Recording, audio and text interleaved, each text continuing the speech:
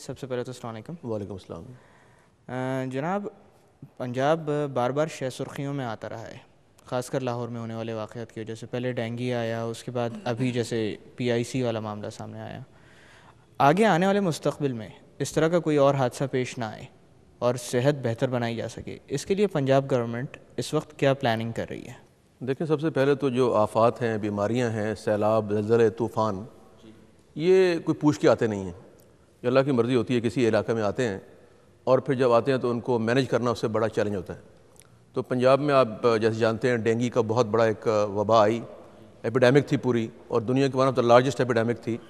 اور اس میں صرف میں اتنا بتانا چاہوں گا آپ کو کہ جو سری لنکن، انڈونیشین اور تھائی ڈاکٹر یہاں آئے تھے، انہوں نے یہاں ہمارے ساتھ 2 ماہ گزارے، تو انہوں نے کہا کہ یہاں کے doctors, paramedics, nurses, government officials اور جو پبلک ہے وہ بڑے انٹیلیجنٹ لوگ ہیں، اور انہوں نے جو چیزیں ان ملکوں میں 10-10 سال میں سیکھی ہیں وہ یہاں لوگوں نے ہفتوں میں سیکھی ہیں، اور اس پہ عمل درآمد بھی شروع ہوا ہے۔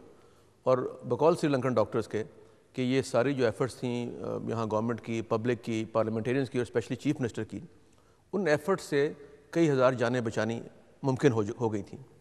تو ایک تو یہ تھا کہ یہ بیماری نہیں تھی، لیکن اس کو سمجھنا، جاننا، اس کو ہینڈل کرنا اس کے لیے بہت بڑی ایکسرسائز ہوئی اور اللہ کرم ہوا۔ اور دوسری ابھی آپ نے جو PIC کے حوالے سے بات کی ہے، اس میں بھی حیران کن بات یہ ہے کہ دوائیاں جو یعنی دنیا پوری میں جب کوئی ریئیکشن ہوتا ہے تو کئی ماہ لگتے ہیں جاننے میں کہ دوائی میں کہاں خرابی ہوئی ہے، کون ذمہ دار ہے۔ یعنی آپ جانتے ہیں کہ امریکہ میں، پرتگال میں اور کئی ایسا ہوتا رہا، اور اس میں جاننے میں کئی ماہ لگے، اور پھر اس کی تحقیق میں اور ذمہ داروں کے لیے تعین کرنے میں 9 مہینے لگے۔ لیکن اللہ کا کرم یہ ہوا کہ ہمارے جو ڈاکٹرز تھے یہاں، پرنسپل تھے، پروفیسرز تھے، سارے نامور لوگ تھے، وہ چند دنوں میں اس قابل ہو گئے کہ ان کو جان سکیں کہ یہ بون میرو ڈپریشن یا سپریشن کیوں ہو رہا ہے، لوگوں کی بلیکننگ کیوں ہو رہی ہے، ہیمریج کیوں ہو رہا ہے۔ انیشلی تو دے ٹک اٹ ایز ڈینگی، لیکن 4-5 دن کے بعد جب انہوں نے اس پہ ریسرچ کی تو وہ تہہ تک پہنچنے میں کامیاب ہو گئے کہ یہ PIC کے سارے پیشنٹس ہیں، وہاں سے ادویات لے رہے ہیں۔ تو اس کے بعد پھر یہ ایک ہر روز ایک نیا باب کھلتا گیا، جس میں مختلف جو ذمہ دار تھے، اس کی ریزنز تھیں، وہ سامنے آتی گئیں۔ جیسے آپ جانتے ہیں کہ 5 دوائیوں کو ذمہ دار قرار دیا گیا، بالآخر پھر ایک دوائی پہ آ کے تان ٹوٹی، اور اسی میں پھر وہ نکلی ساری اینٹی ملیریل میڈیسنس۔ تو اس کے لیے بھی آپ دیکھیں کہ پھر اس کا جو اینٹی ڈوٹ تھا فلونک ایسڈ، اور اس کے علاوہ پہلے تو ہم نے ہمارے پاس ٹروڈی ہلٹن جو انگلینڈ کی چیف فارماسسٹ ہیں اسکول آف فارمیسی کی، وہ بھی یہاں آئی ہوئی ہیں۔ تو ہم نے ان سے مل کے پہلے تو ایک رجیم بنائی تھی ٹریٹمنٹ کی، جو پھر جب یہ معلوم ہوا کہ یہ اینٹی ملیریل میڈیسن ہے تو امیڈیٹلی ہم چلے گئے پھر اینٹی ڈوٹ پہ، تو جس سے ریکوری بہت اچھی ہو رہی ہے، اور جو پروگنوسس تھا وہ بہت ریپڈ ہوا ہے۔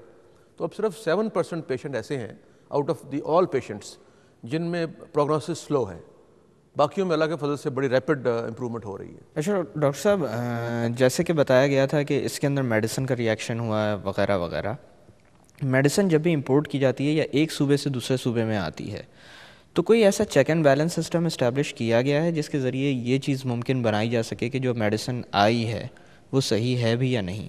دیکھیں، سسٹم تو اس ملک میں موجود ہیں، قوانین بھی موجود ہیں، سسٹم بھی موجود ہیں، لیکن انفارچونیٹلی ہم ان پر عمل درآمد نہیں کرتے، ان کو پراپرلی اپنی ڈیوٹیز کو ادا نہیں کرتے۔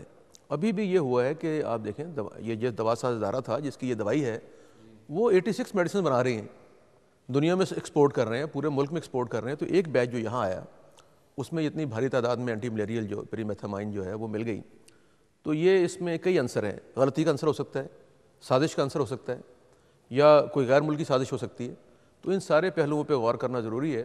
جو پنجاب کی حد تک ہمارے پاس تحقیقات ہیں وہ ہم کر رہے ہیں، اس میں ہمیں فیڈرل گورنمنٹ، سندھ گورنمنٹ اور دیگر اداروں کی ضرورت پڑے گی تاکہ وہ تعاون کریں اور صحیح کرداروں تک پہنچ سکیں۔ اشرف صاحب، اب جب معاملہ تھوڑا کھل کر سامنے آ رہا ہے تو ایسے معاملات میں جس میں ڈرگ ریئیکشن کی بات آتی ہے، کس طرح کی سزائیں تجویز کی جائیں گی؟ دیکھیں، آپ کے سامنے اس وقت دنیا میں ایک مثال مائیکل جیکسن کی ہے، جن کے ڈاکٹر مرے، جنہوں نے انہیں ایک دوائی دی جس کے نتیجے میں انہیں کہا گیا کہ یہ انوالنٹری سلاٹر تھا، انوالنٹری مین سلاٹر کہا گیا، کورٹ نے اسپیشلی کہا یہ۔ اور ڈاکٹر کانرڈ مرے کو انہوں نے کہا کہ یہ جو میڈیسن تھی وہ دینے کے بعد اس کی مانیٹرنگ ضروری تھی، جو انہوں نے نہیں کی، تو اس سے ریئیکشن ہو گیا اینڈ ہی ڈائیڈ الٹیمیٹلی۔ تو اس میں کورٹ نے ان کو انوالنٹری مین سلاٹر کے عوض میں 5 سال جیل بھیج دیا۔ تو اس میں جو ریئیکشن ہوا ہے اس میں کیونکہ ڈاکٹرز کی غلطی نہیں ہے، کیونکہ ڈاکٹرز نے تو دوائی آئی چلے گئے، ان کے پاس سرٹیفکیٹ آ گئے کمپنی کے بھی اور ڈرگ ٹیسٹنگ لیبارٹریز کے بھی. اس میں سمجھتا ہوں کہ جو اب دیکھنا یہ ہوگا کہ یہ دوائی بنتے ہوئے کہاں پہ غلطی یا سازش ہوئی ہے. اگر خدا نخواستہ یہ معاملہ سازش کی طرف جاتا ہے تو کن عوامل سے آپ ایکسپیکٹ کرتے ہیں کہ اس طرح کی سازش یا اس طرح کی گھناؤنی حرکت؟ دیکھیں اس میں ایک نیچرل چیزیں ہیں کہ یا تو کوئی دشمن ملک ہو سکتا ہے, دوسرا وہ جو ہماری انڈسٹری میں کوئی ریولری ہو, اور تیسرا یہ کہ ہمارے ہاں کوئی ایسے ٹیررسٹ موجود ہوں جو یہ حرکت کر رہے ہوں. تو اس میں تینوں پہلوؤں پہ غور کرنا ضروری ہے اور اس سے ہم اس نتیجے پہ انشاءاللہ پہنچ جائیں گے جلدی. اشرف صاحب, ڈرگ ٹیسٹنگ کے معاملات کو بہتر بنانے کی کوشش کی جا رہی ہے؟ جی ہاں, پنجاب میں تو آپ کو معلوم ہے بہت ریپڈلی کیونکہ رسپانس کر رہے ہیں ہم. آپ کے لیے میں ایک نیوز بتاؤں کیونکہ آپ کا چینل ایک واحد ہیلتھ چینل ہے جی. کہ اس وقت پورے ملک میں جو میڈیکل لیگل کیسز تھے وہ آپ کو معلوم ہے کہ صدیوں طے نہیں ہوتے تھے, کرپشن کا مین سورس تھے, جی. لیٹیگیشن کا مین سورس تھے. تو ہم نے پنجاب میں دنیا کی ایک جدید ترین لیبارٹری بنائی ہے جو فورنزک لیب ہے, 1 بلین روپیہ اس پہ خرچ کیا ہے اور ساؤتھ ایسٹ ایشیا میں یہ پہلی ہے, اور اس کے لیے ہم نے ٹرین لوگ امریکہ سے ہائر کیے ہیں. تو ہم ہر ایک چیز سے سبق سیکھتے ہیں, کوئی سانحہ ہو کوئی المیہ ہو اس سے سبق سیکھتے ہیں. تو اب یہ جو واقعہ ہوا المیہ ہوا, اس کے نتیجے میں ہم نے یہ سیکھا ہے کہ ہماری ڈرگ ٹیسٹنگ لیبارٹریز جو ہیں انہیں ہمیں امپروو کرنا ہے, کیونکہ اگر MHRA یا pharmacy of school of pharmacy London جو ہیں وہ اس دوائی میں اینٹی ملیریل تلاش کر سکتے ہیں اور ان کے پاس یہ صلاحیت موجود ہے, تو ہمارے پاس بہترین ذہن موجود ہیں, بہترین لوگ موجود ہیں, بہترین ڈاکٹر موجود ہیں, بہترین فارماسسٹ موجود ہیں اس ملک میں, اللہ کا دیا ہوا سب کچھ ہے. تو ہم اپنے جو لیبارٹریز ہیں ان کو اپڈیٹ کر رہے ہیں اور چیف منسٹر اس کے لیے اسپیشل بجٹ اپروو کر دیا ہے کہ اگلے 2 سے 2.5 مہینے میں ان کو ہم انٹرنیشنل لیول کی لیبارٹریز بنائیں گے. اچھا ڈاکٹر صاحب, ہمارے پاس جو بیماریوں کے بارے میں انفارمیشن ہے وہ ہم نے بہت ساری انفارمیشن ویسٹ میں جو حاصل کی گئی وہ پیتھولوجیکل آٹوپسیز کے ذریعے کی گئی تھی, یعنی ایسی ڈیتھس جو کہ سڈن ہوں یا ان ایکسپلینڈ ڈیتھس ہوں ان کے اندر آٹوپسی پرفارم کر دی جاتی تھی یا پوسٹ مارٹم کیا جاتا تھا. یہ عمل یہاں پر کرنے کے لیے کوئی انیشیٹو لیا جا رہا ہے؟ کیونکہ بہت سارے معاملات ایسے ہیں جس میں ابھی بھی ہمارے یہاں ان ایکسپلینڈ ڈیتھس ہوتی ہیں. اس میں ہمیں مشکلات یہ ہوتی ہیں کہ جو لواحقین ہوتے ہیں وہ اب جانتے ہیں کہ اس ملک میں اس طرف جاتے نہیں ہیں پوسٹ مارٹم کی طرف, اور وہ سمجھتے ہیں کہ یہ اس لاش کی بے حرمتی ہے, تو اس لیے ہمارے ہاں کئی لوگ اس سے انکار کرتے ہیں. اسی لیے یہ PIC کیس میں ہم نے اسپیشلی ایک فوجداری مقدمہ درج کیا جس کے نتیجے میں یہ ممکن ہوا کہ ہم ان کے پوسٹ مارٹم کر سکتے تھے. اسی لیے جو پہلے اموات چند ہوئیں اس میں پوسٹ مارٹم ممکن نہیں ہوئے, لیکن جب ہم نے مقدمہ درج کر لیا تو اس کے بعد ہم تقریباً سارے کیسز میں پوسٹ مارٹم کر رہے ہیں. اور اس میں جو ہم نے ان کے مختلف اعضاء بھیجے تھے ٹاکسیکالوجی میں کیمیکل ایگزامینر کے پاس, ان کی رپورٹس بھی تقریباً موصول ہو گئی ہیں ہمیں, اور اس میں ہم نے اپنے پوسٹ مارٹمس اور دیگر رپورٹیں مکمل کر لی ہیں.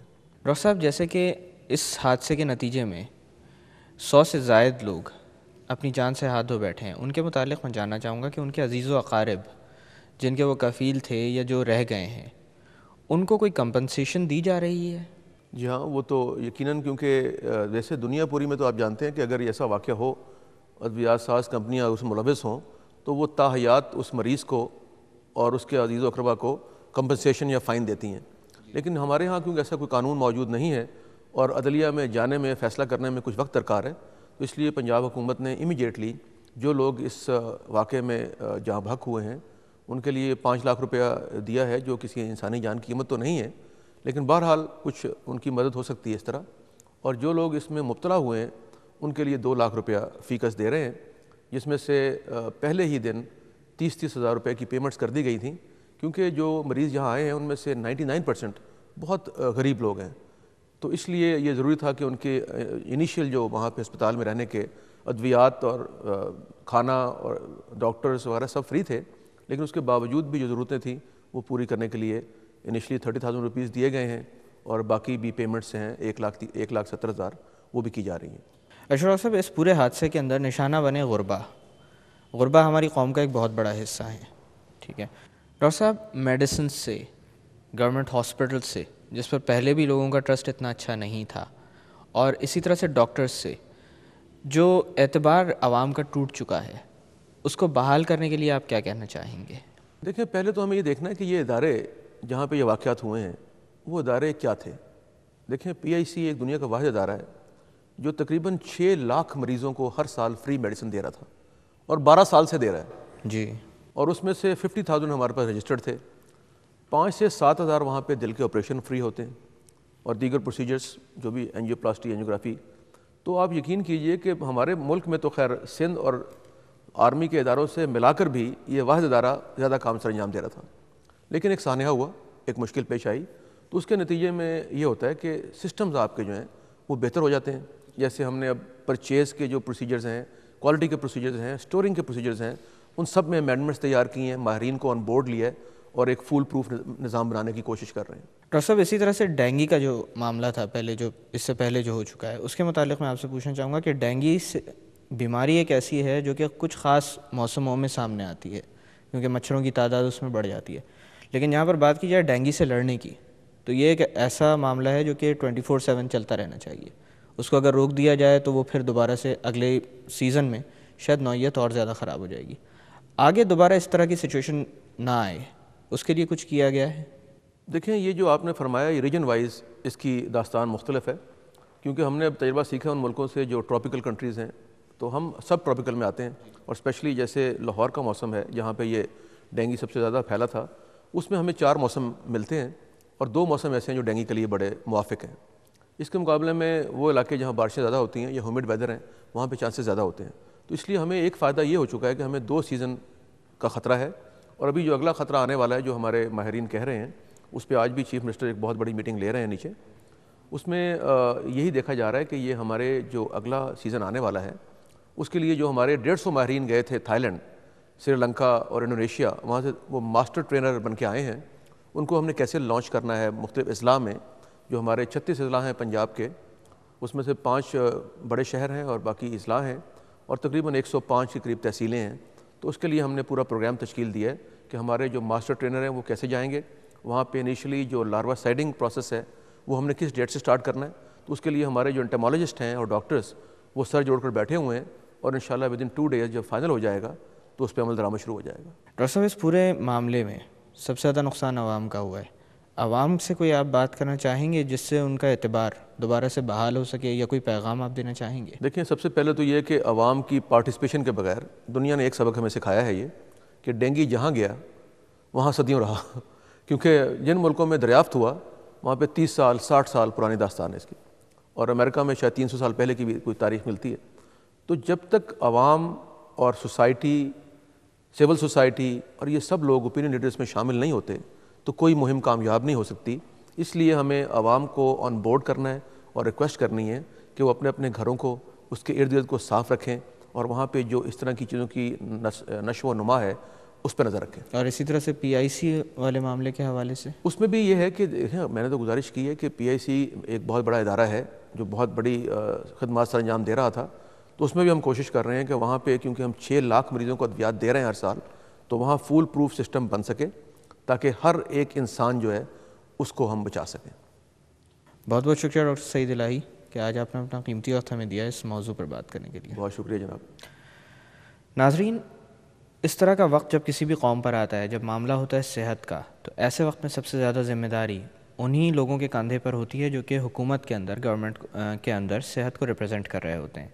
میں ایک دفعہ پھر شکر گزار ہوں ڈاکٹر سعید الہی کا کہ اس مشکل وقت میں انہوں نے ہمارے پروگرام کے لیے وقت نکالا اور اس اہم موضوع پر بات کی جس کی ہماری قوم کو بہت ضرورت تھی, کیونکہ اس وقت ہر شخص یہ جاننا چاہتا ہے کہ آنے والے وقت میں اس کی صحت کی کتنی ضمانت ہے. ناظرین, ایسے حادثات ماضی میں پہلے بھی ہوتے رہے ہیں اگر ہسٹری کو دیکھا جائے تو, لیکن ایسے وقت میں سب سے زیادہ ضروری اقدام یہ ہوتا ہے کہ قوم اکٹھی ہو, ہر شخص اپنی ذمہ داری کو سمجھے, اور آنے والے وقت میں ایک ایسا پلان آف ایکشن ڈیوائز کیا جائے جس کے اندر غلطی کی گنجائش کم سے کم ہو. میں یہی کہنا چاہوں گا آپ سے کہ ہم میں سے ہر شخص کو اپنی اپنی ذمہ داری کو محسوس کرنا چاہیے اور اس کو پورا کرنے کی پوری کوشش کرنی چاہیے. انہی الفاظ کے ساتھ میں ڈاکٹر اکرام آپ سے اجازت چاہتا ہوں. اپنا خیال رکھیے گا. اللہ حافظ.